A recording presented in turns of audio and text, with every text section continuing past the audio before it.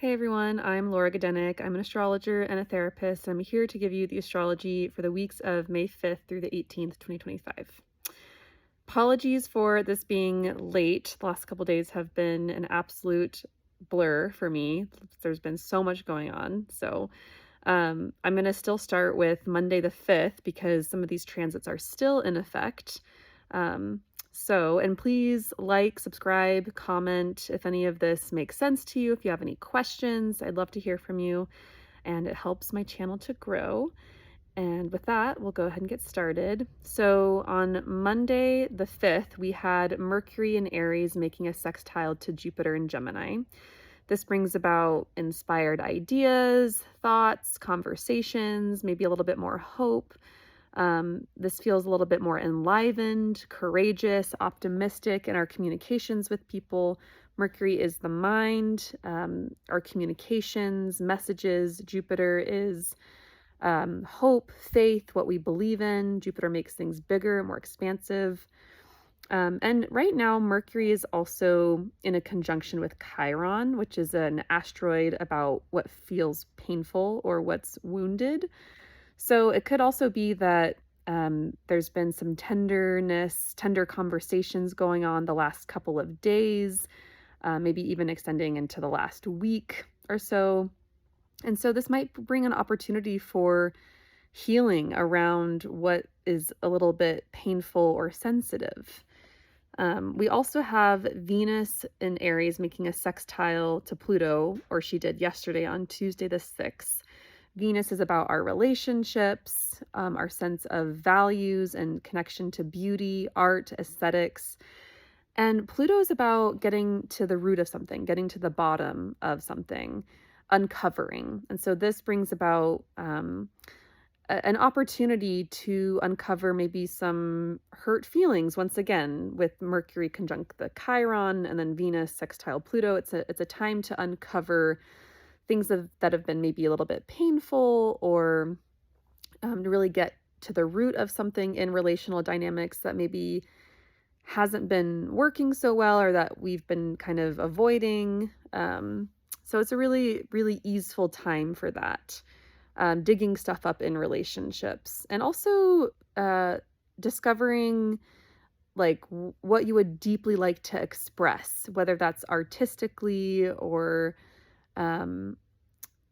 it could be even through your style, jewelry, art, any sort of expressive thing. Venus rules over things that are beautiful aesthetically. So getting a deep sense of what you would like to express. And then, of course, there's always an erotic component to Venus and Pluto. Venus is the goddess of love and can represent sex. And so this also might be a time where you're experiencing more erotic feelings in your body or sensations, or having a sense of feeling more deeply connected to people you're in relationship with. So then on Saturday the 10th, Mercury heads into grounded, stable, and methodical Taurus. Mercury, once again, is our mind, our thought process, our communication. And so, Mercury's been in Aries for a while, which is very dynamic, expressive, like ready to go. I'm ready to just act on this idea, like without thinking about it. Let's just do it, which is great. And then Mercury in Taurus is like a totally different vibe, like very like, wait, let's think about sustainability. Let's think about like safety. Is this practical? Let's go at a slower, more easy and comfortable pace. Taurus is very concerned with comfort and beauty and ease and structure. So it's going to be a very different vibe when Mercury heads into Taurus, with our communications, the way our thoughts are going, like how we're acting upon our ideas or not, So that'll be a pretty big vibe shift. And then on Monday the 12th, so next Monday, we have a full moon at 22 degrees of Scorpio. Not gonna lie, full moons in Scorpio are intense. Full moons are always times of culmination, of something maybe that was previously unknown or hidden coming to full light, as the moon does represent our unconscious and our emotional states. And the moon is not the most comfortable in the sign of Scorpio. The moon wants to bring us comfort and security and safety and nourishment and like goodies and um ice cream and like bread and things that are yummy and delightful. And Scorpio is a sign that's like, no, no, we're going to the depths of something and uncovering what's really going on. Kind of similar to Pluto in that sense, but not, there's some differences as well.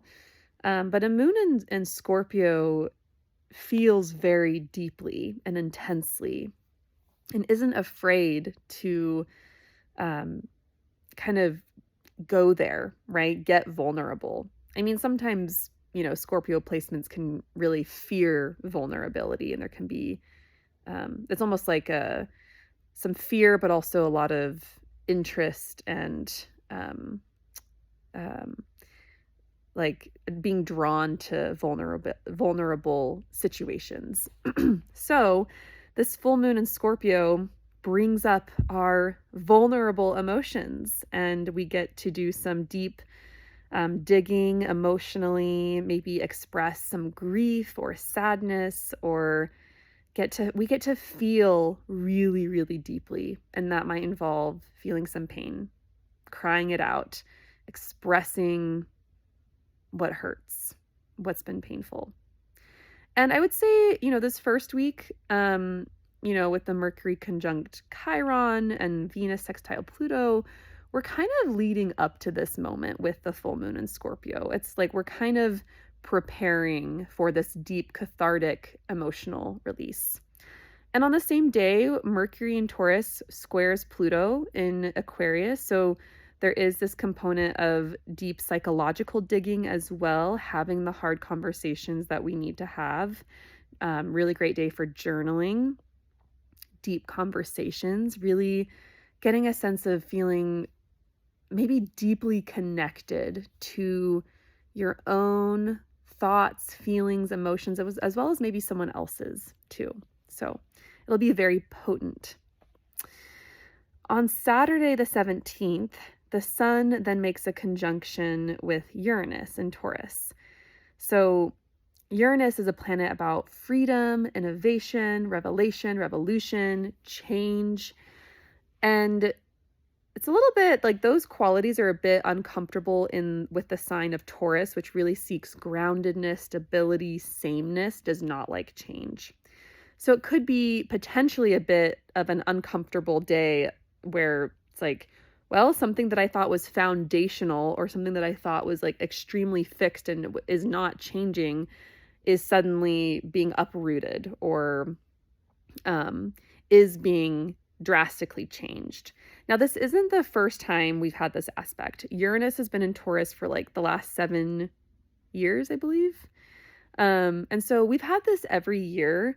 For me, last year, it was related to like where I was living, my house at the time. The foundation of the house had to be completely uprooted to get to the like septic tank. And it was like quite literal, like, oh, the foundation of my house is being demolished to make changes to our septic tank system. So anyway, it can be literal. It can be more about physical stuff. It can be emotional. It can be interpersonal in your life. It could be in your job, right? There's something about change that needs to happen, or detouring from the norm or the status quo, doing something differently, outside of the box thinking, and also being authentic. The sun is about our sense of self, our expression, how we shine. And Uranus is like, okay, but is that really who you are? Is that really your voice, your authentic voice speaking? Or is that some dogma? Is that some like religious leader? Is that your mom or your dad, right? Like, who is really speaking, and how can we like help you find your voice and your own authentic desires and expression. On the same day, Mercury makes a square to Mars in Leo. This can have us being a little bit sharper in our communications, a little bit bitier, a little like, which can be good. You know, if you're someone that like holds back, doesn't express yourself, maybe you struggle to be honest, this could be good energy. This could be useful to finally gather up the courage to say something, speak your truth, say what you've been scared to say.